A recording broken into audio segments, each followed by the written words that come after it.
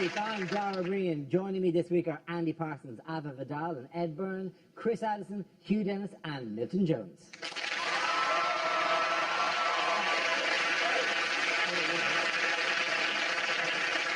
We start tonight with a round called Headliners. Here's a picture of Labour's two Eds recently, but what does LLIS stand for? Is it Labour leader is shit? No, really, no newspaper has run with that. Daily Honest? It's not initials at all. They're just being photographed in the Welsh town of Llys. Is Ed Ball saying, Look, I'm silly. Miliband's voice finally has been explained. Lump lodged in sinus. Miliband is looking at balls and he's thinking, let's live in sin.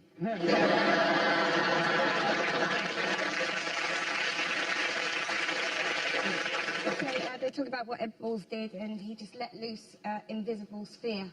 Is in fact you looking at, a bit surprised? And is that because lubricated love egg is slipping? No. Labour like it sexy. is it what Dara's thinking, Lord let it stop? Can we move to the correct answer, please? It is. It's Lindsay Lohan is shit-faced.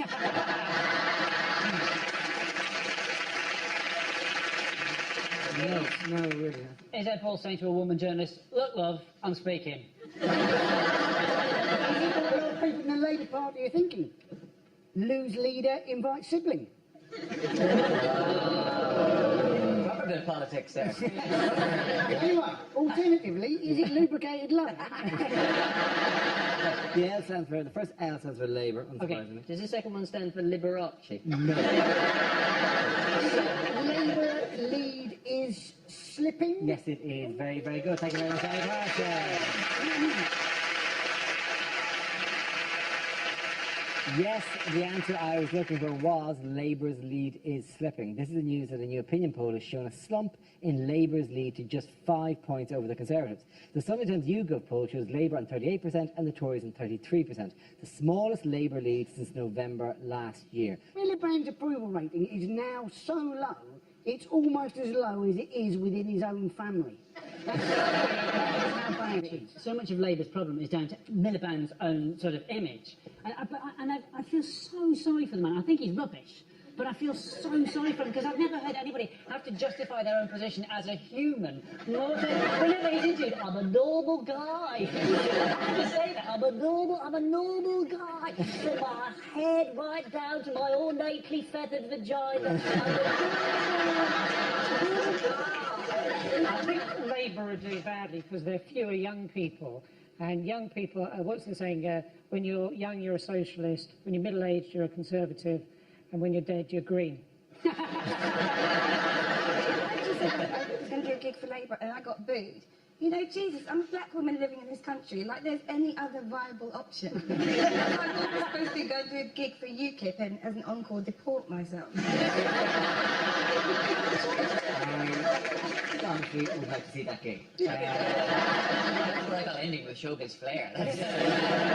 Labour popularity's been halved, as have the Lib Dem popularity. They're down to 11%. But I still think people are missing a track. If any pollster asks people, I think everybody should say they're going to vote Lib Dem at the next general election, and then nobody should vote for them. And then when Nick Clegg goes, oh, but you promised us, we can all go, yeah, no.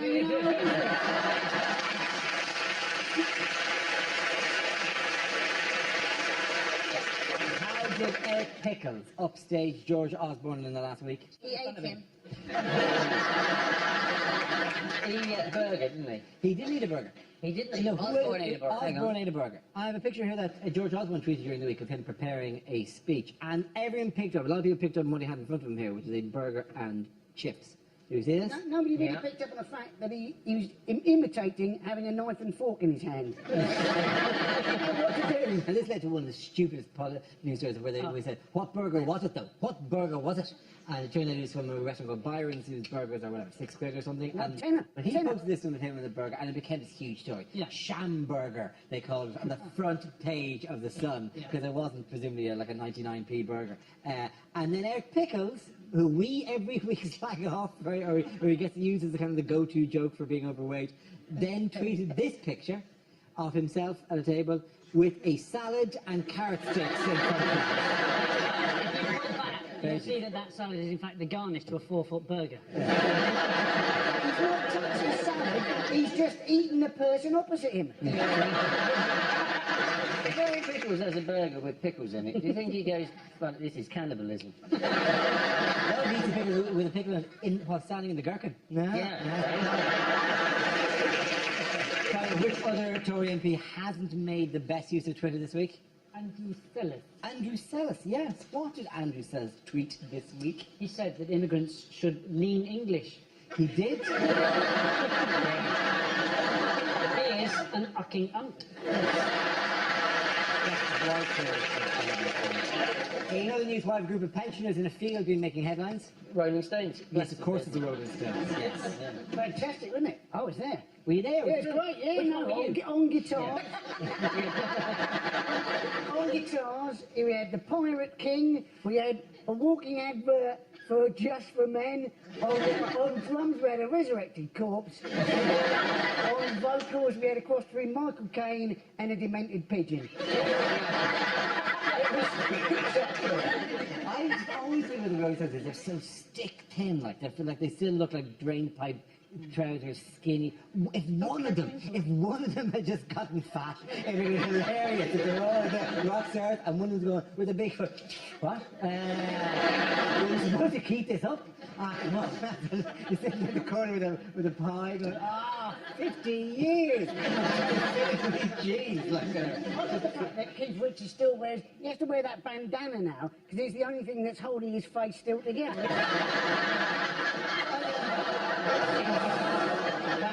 Genuine sound of fear from your arm. Looks like something from the Dark Crystal.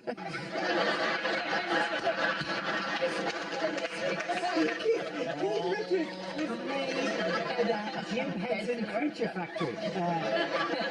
His ears turn around. He's like the BFG with slightly larger ears. They should see the size of his snot comber. I watched it from home, but to get the authentic Glastonbury experience, I watched the TV in the living room from the bottom of the garden. Something about the Rolling Stones being really old, but they're not as old as Bruce Forsyth, are they? The first time he went to Glastonbury, he met King Arthur. He was able to try out his new catchphrase, help, the nurses are stealing my clothes. The nurses are stealing my clothes, help. Anybody else think that Mick Jagger's neck looks a bit like a big veiny cock? You do look like there's been a fire at Magnitude Swords. After that round, the points go to Ed, Alba and Andy. Now we play a round called A Rolling Stone Gathers No Mocks. This game involves Milton, Ava and Chris, so if you could make your way to the performance area, please. This round is a stand-up challenge. I launch the wheel of news, and whoever it chooses to stop, one of our performers must step forward and talk about that subject. The winner is whoever I think is the funniest. Okay, here we go. Let's spin the wheel. The first subject is parenting. Who wants to come in on that? Ava Vidal. I'm a parent, and no one ever actually prepares you properly for being a parent. They give you some books about what's going to happen to your body, how the baby's going to grow. When I find out nowadays if any of my friends are actually going to have a child, the only book I give them is We Need to Talk About Kevin. I'm not going to lie to you, it hasn't really worked out for me. I can kind of tell how old people's kids are by the enthusiasm in their answer if you ask if they've got kids. Because if they go, yeah, I've got kids, you can tell the kids are still quite young. They haven't had time for the hate to really kick in. So having a daughter and having a son, I've actually worked out why you men are so messed up. And what it is, right, is because my son, he talks quite a lot. He rabbits on a lot. And the other day he was going, Mum, Mum, and I just went, shut up, or else I'll knock you out. And he turned around to me and he went, Mum, I'd like to see you try. So I tried. I had to see if the joke would work. And I realised, because my son, he's the same height as me now, he plays county level rugby, he's actually stronger than me. And I realised, gosh, I actually can't physically hurt this boy. So I sat there and I thought about it, and it was at that point I realised, oh my gosh, I'm going to have to mess him up psychologically. That is what we do. How do you like that?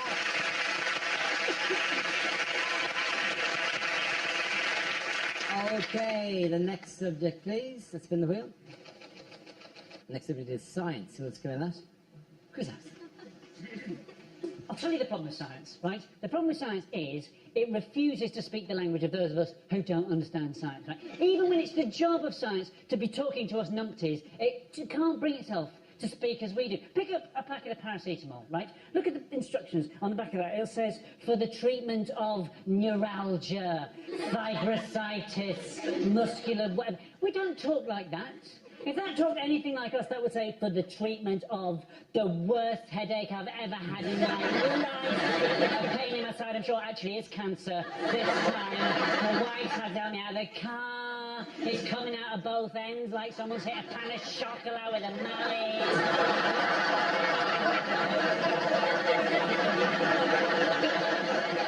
That is how we talk, right? But it doesn't, we can't tell what's actually science and what is some hokey nonsense dressed up as science to, entice us in. That's why cosmetics companies, whenever they bring out a new thickness of goop, right, they give it a sciencey name so we'll be all dazzled. Nivea DN-Age.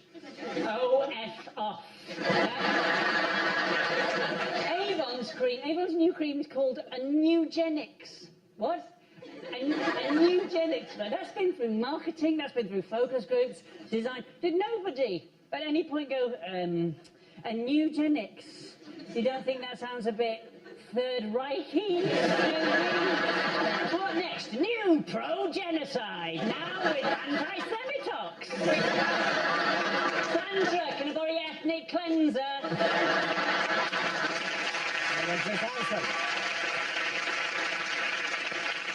And that leaves us with Milton. Let's see what you've left with. Let's spin the wheel. And the topic is USA. So I've just come back from America, apparently.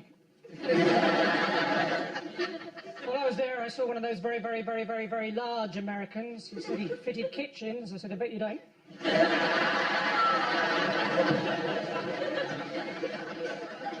I went up to this girl, I said, what's your name? She said, Chantal. I said, well, if you're not going to tell me your name...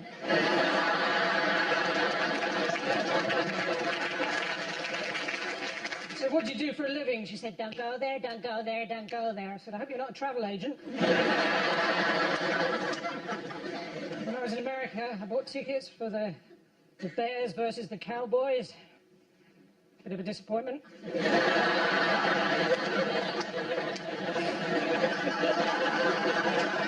want to see Bears versus Cowboys. So then I bought tickets for the Giants versus the Jets. Another missed opportunity. And I bought tickets for the Packers versus the Dolphins. Get in the box, get in the box. Thank you very much. Paul, to everyone there. Let's go back, come on.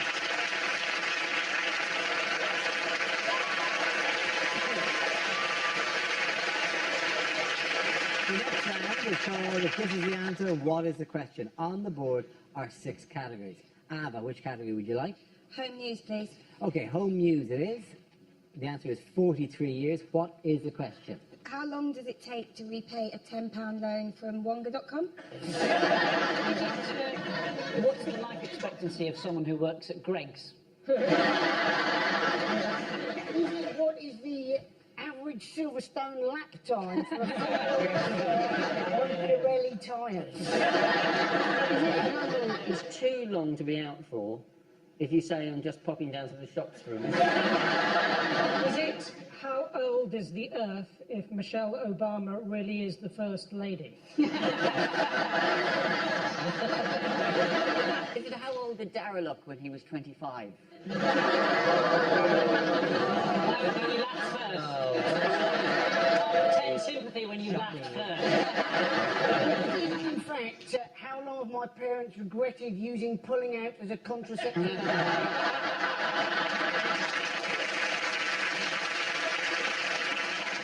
How long will Julian Assange be living in an embassy before he finally goes, do you know what, I should have just gone to jail?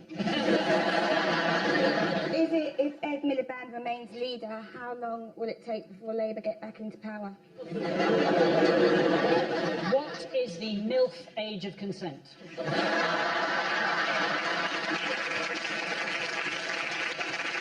Okay, if you put in a ready meal 43 years ago, how long has it been ready for? That's the correct answer.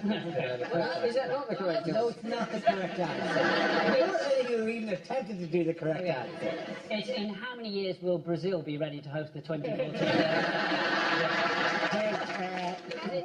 Genuinely. Genuine proper answer is how long can Gerard Depardieu balance a spoon on his nose?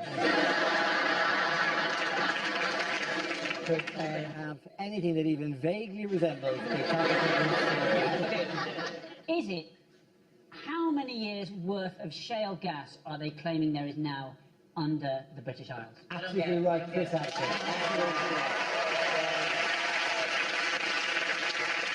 Yes, the question I was looking for is, for how long could newly discovered shale gas reserves power the UK? This is the news that the latest government estimates suggest there is enough shale gas under the northwest of England to supply the UK for over 4 decades. The huge reserve, which is considered to be much higher than previously thought, has the potential to replace the country's ageing coal, oil and nuclear power stations. And for what cost? The north of England. So therefore... I've written it down, it's all fine. Yeah. It's not risk-free, though, is it? No. Blackpool could fall into the sea, and there's risks as well, aren't there? Yeah, Blackpool has been mentioned actually quite as one of the places, both where there is a significant reserve underneath. And they know it's Blackpool because if you dig down through the rock, it says Blackpool all the way down. Thank you very much. Have you seen the footage of things in the States? Like, oh, have I seen it? Would you like me to show the footage of the States? Oh, my Lord. In the US, there have been claims that fracking has led to methane contaminating some water supplies. The research suggests this may have been the case before the fracking occurred. This, for example, happened to one woman's tap in Pennsylvania.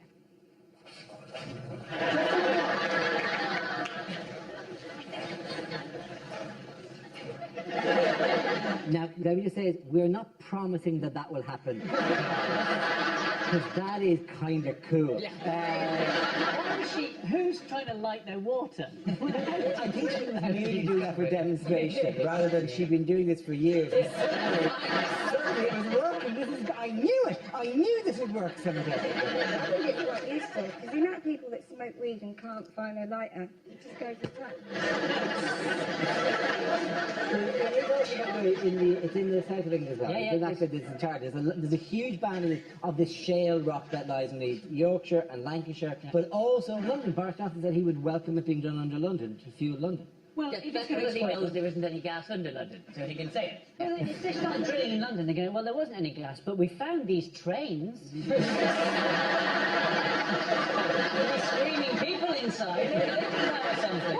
Giants are we employing to I found these trains! That we've found energy in England just as Scotland are thinking of voting for independence. Thanks for all of your energy that we've shared. Now, on your way. And of course, if they do fracking all the way across the Pennines, Scotland may well have to go for independence as it drifts off into the north.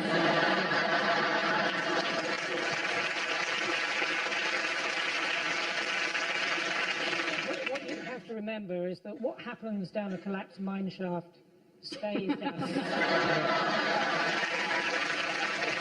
In other news, who has been spied on this week? Europe. Spied on Europe. Yeah. It put a bug. It all sounded very high tech until they mentioned they put a bug in the fax machine. Yeah. Are they still using fax machines? The only message that you're going to get on the fax machine these days is the message, hello, is anybody else out there who still has a fax machine? Hello, I'm trapped in a fax machine factory. Could you please send help? The contact I can make is about... It's apparently spying on the EU. And like, you kind of go, you can understand the EU. It's causing some tension now. Because the EU would be going, okay, you're spying on Russia. We get that there's like a thing. But like... Dude, like, come on, like, we're on your side, for Christ's sake. Bad manners spying on friends, isn't it? It's like when you invite somebody to come round and spend the night in the spare bedroom and you put a webcam in there. I mean, obviously, we've all done it. I've not enjoyed watching those tapes. They're actually bugging the Italian embassy. You think, what is the point of that? Nothing is going to embarrass the Italians. Their ex-Prime Minister had bunga parties in his own home, and he was the one who was telling everybody about them. They probably just found the camera and they said, "A camera! Bunga bunga!" SAB, you know, spying on the European Union must be the most disappointing assignment for any spy or secret agent, isn't it? 007, your mission is to find the agricultural production figures for 2015. Just remember, nothing depends on it.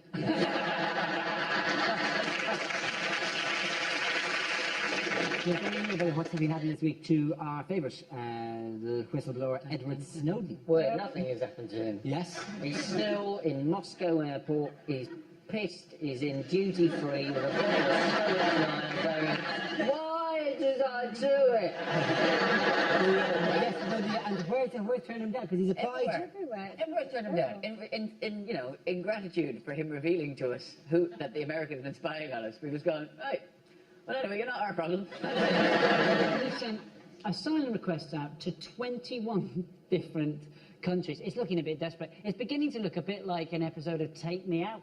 Let's let the traitor threaten waiter! And one thing I would say is that there's one person in the world with whom you think would have some sympathy for him, and he has no sympathy for him, which is obviously Julian Assange. Because if he rings Julian Assange, you're going, "Oh my God, it's wrecking my head, I'm trapped in this airport," and Assange is in his one room in the Ecuadorian embassy going, "Airport! I dream of an airport!" At the end of that round, the point's going to Chris Wilson. Now we come to scenes we'd like to see, so if everyone can make their way over to the performance area. I'll read out this week's topics and then we'll see what our panelists can come up with. Okay, here we go. The first subject is lines you wouldn't hear in a sci-fi movie. Captain's Lodge, stardate 21:35. It's a Tuesday. Actually, Jeremy Carr's just got the DNA results back. And apparently, Luke, I'm not your father. Commander Skywalker, bad news. We left R2-D2 outside to stand guard, and the council took him away for emptying. I've seen things you people wouldn't believe. I've seen attack ships on fire off the shoulder of Orion. I've seen...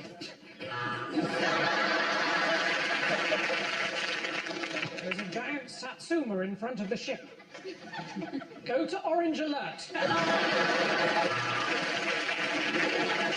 First, there were snakes on the plane. Now the British remake, Wasp in a car. You can't win, Darth. If you strike me down now, I shall become more powerful. And get off, you prick!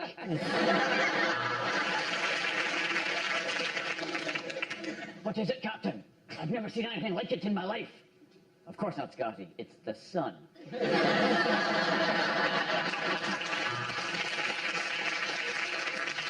Since you have got your laser gun trained on me, I've got a bit of stubborn hair just here.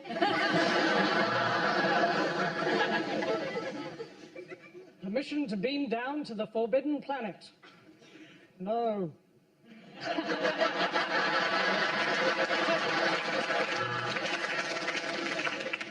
I can see dead people. That's because I'm watching UK TV Gold. Here are the sci-fi football results. R2D2, C3P, 0.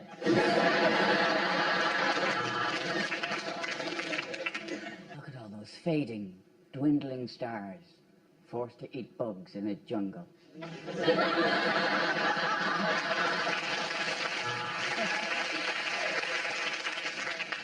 If you leave our protection, you will almost definitely die. Scotty, do you still want independence?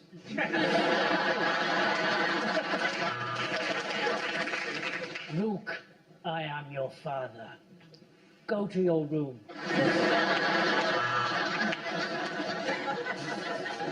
Captain, I don't like it when you call me Spock Face.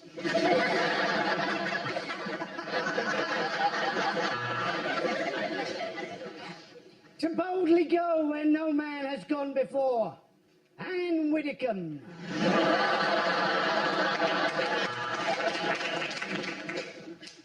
How many Klingons does it take to change a dilithium crystal? 10. One to change it, and the other 9 to chastise him for performing such a menial task when he's a member of a proud warrior race. Okay,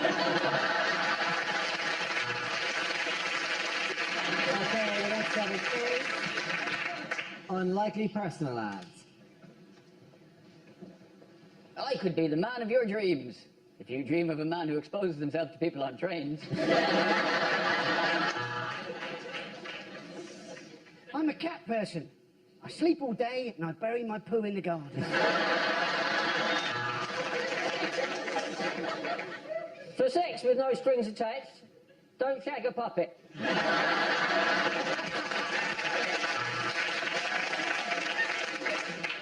Katie Price seeks new husband. Position temporary. Usual terms and conditions apply. Looking for love in all the wrong places. Well, you wanted to be a priest.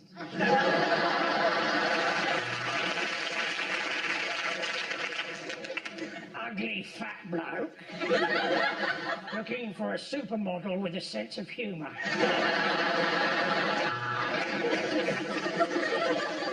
Man prone to violent mood swings seeks lovely woman to go screw yourself. I love you! Female. 22, 33, 52. One of them's my age. Are you feeling lucky, punk? Agoraphobic, seeks claustrophobic, for doorstep encounters.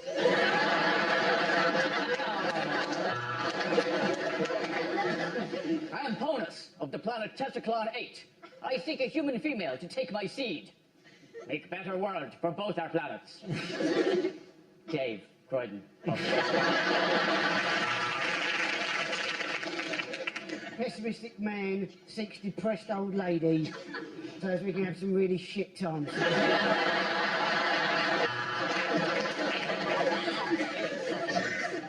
Gorgeous, 5'11", black woman, amazing body, great rack. I just thought I'd put it out there. I'm a George Clooney lookalike who's looking for a woman with visual impairments.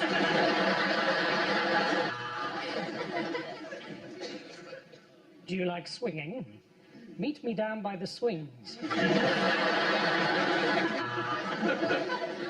I'm looking for a dominant woman. Tell me to call you.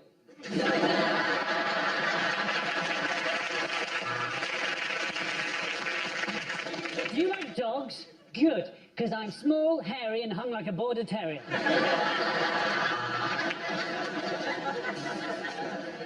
Sophisticated, erudite man with fin de siècle tastes. 6 women with massive norks. Man with massive cock. 6 women with large hen to discuss poultry farm.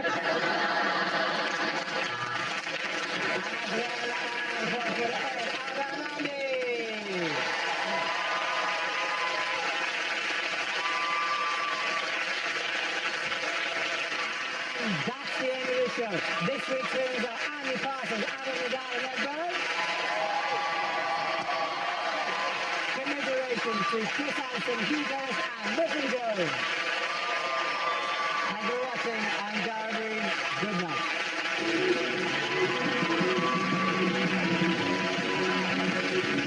And Mock the Week's back next Thursday at 10. Tomorrow night at the same time, history's the hot topic here on BBC Two for QI.